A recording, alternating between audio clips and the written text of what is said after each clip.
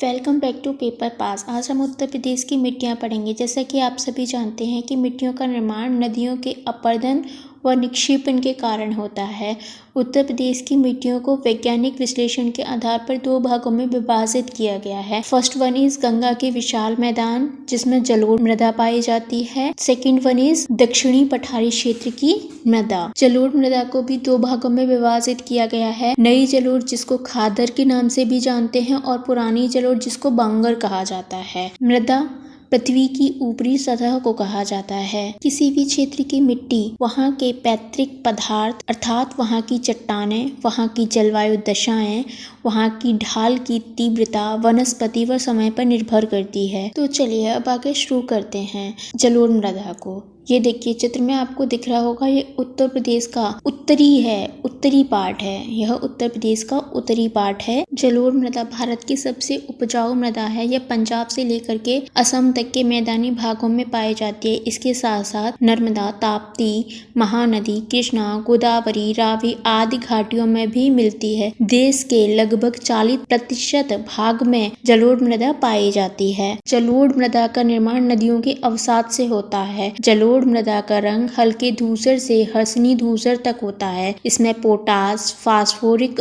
Acid, चूना, जैव पदार्थ की प्रचुरता पाई जाती है तथा नाइट्रोजन और ह्यूमस की कमी पाई जाती है। जलोढ़ मृदा में 40% बालू के कण, 40% मृत्तिका के कण और 20% गाद होती है। बलुई दोमट मृदा में जल धारण करने की क्षमता कम होती है। जलोढ़ मृदा के अन्य नाम दोमट और कछारी भी हैं। जलोढ़ मृदा को भी दो भागों में विभाजित किया गया है। फर्स्ट वन इज नवीन जलोढ़ जिसको खादर भी कहा जाता है, पहले ही बताया गया है। और सेकंड वन इज प्राचीन जलोढ़ जिसको बंगर के नाम से जाना जाता है। अब देखिए नवीन जलोढ़ की कुछ विशेषताएं। इसका विस्तार बाढ़ के मैदानी क्षेत्र में होता है। इसमें जल धारण करने की क्षमता अधिक होती है। इसकी उर्वरक शक्ति अधिक होती है। इसके अन्य नाम है नवीन, कांप, सील्ट आदि। प्राचीन जलोढ़ यह बाढ़ पहुंच क्षेत्र से कुछ ऊंचाई पर होती है। इसका रंग गहरा भूरा होता है। चूनेदार पत्थर के पिंड मिलते हैं। इसमें नवीन जलोढ़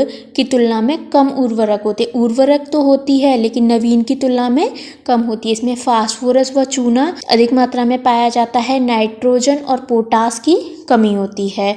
इसके अन्य नाम है दोमट, मटियार, पुरातन कांप, उपरहार आदि। ये तो हमारा जलोढ़ मृदा खत्म हुई। अब चलते हैं दूसरे वाले भाग में दक्षिण पठारीय या बुंदेलखंडीय मृदा के बारे में। ये देखिए आपको फिगर में दिख रहा होगा, इस वाले एरिया में मेनली पाई जाती है।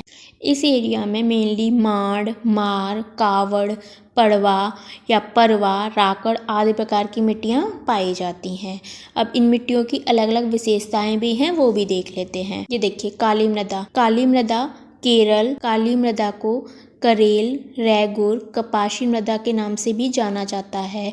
यह जालौन, झांसी, ललितपुर व हमीरपुर वाले क्षेत्र में मिलती है। ये देखिए फिगर में आपको दिख रहा होगा, ये जालौन, हमीरपुर और ललितपुर वाला एरिया है। यहाँ पे काली मृदा पाई जाती है जिसके कारण यहाँ पे चना, गेहूँ, अरहर, तिलहन आदि प्रमुख फसलें होती हैं। आगे है भोटा। ये देखिए फिगर में भोटा मृदा, ये विंध्यन पर्वतीय क्षेत्रों में मिलती है। टूटे फूटे पत्थरों के रूप, जो पत्थर होते हैं ना बड़े बड़े पत्थर, उनका जो महीन चूरन बन जाता है और उसमें हल्की सी दोमट मृदा मिल जाती है, उसको ही भोटा मिट्टी कहा जाता है। इसमें मोटे अनाज ही उगा सकते हैं। नेक्स्ट है माड़ या मार। ये काली या रेगूर के समान चिकनी होती है। यहाँ पे 7% सिलिकेट, 15% लोहा, 25% एल्यूमिनियम पाया जाता है। वर्षा में ये चिपचिपी हो जाती है जिसके कारण यहाँ पे कृषि करना दुर्लभ हो जाता है। बुंदेलखंड के पश्चिमी जिलों में मिलती है। ये देखिए फिगर में इस एरिया में मिलती है। नेक्स्ट है पड़वा या परवा मिट्टी। ये हल्के लाल रंग की होती है। ये हमीरपुर, जालौन व जमुना बीहड़ों के ऊपरी भाग में मिलती है। ये देखिए फिगर में ये जालौन, हमीरपुर ये ऊपर की साइड में मिलती है। इसमें जीवाश्मों की कमी पाई जाती है। खाद और पानी की ज़्यादा उपयोग करने के बाद यहाँ पे कृषि करना संभव हो जाता है। नेक्स्ट है राकड़ या राकड़। यह पर्वतीय व पठारी ढलानों में पाई जाती है। राकड़ दो प्रकार की होती है, एक मोटी राकड़, एक पतली राकड़। मोटी राकड़ में माड़ व कावड़ के रूप में जाना जाता है और पतली राकड़ को हल्की मृदा में बदल जाती है। जो पतली राकड़ होती है वो हल्की मृदा में बहुत हल्की हो जाती है, एकदम बारीक रेत टाइप की।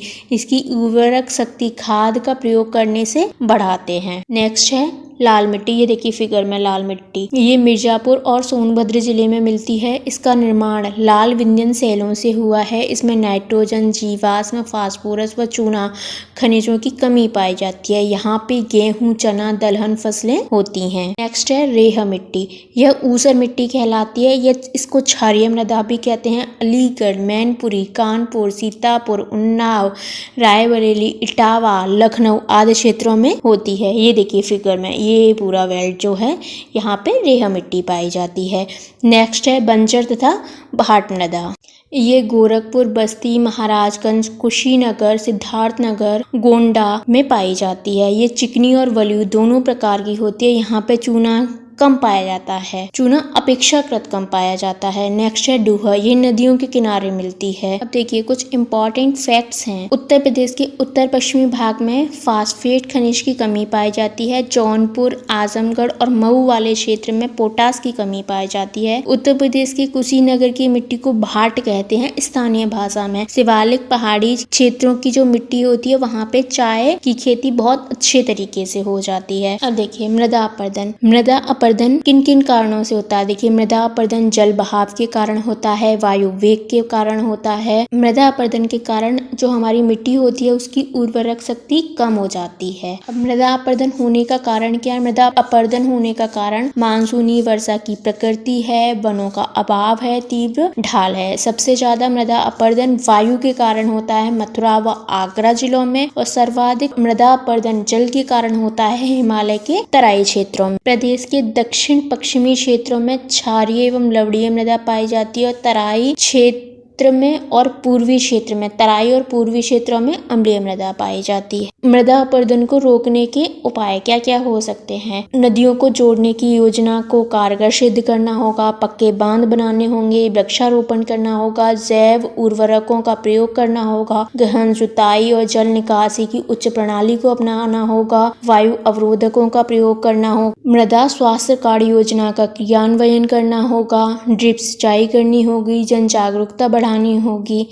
देखिए ये नोट, सर्वाधिक बंजर भूमि झांसी में पाई गई है और सर्वाधिक क्षारीय मृदा रायबरेली की है।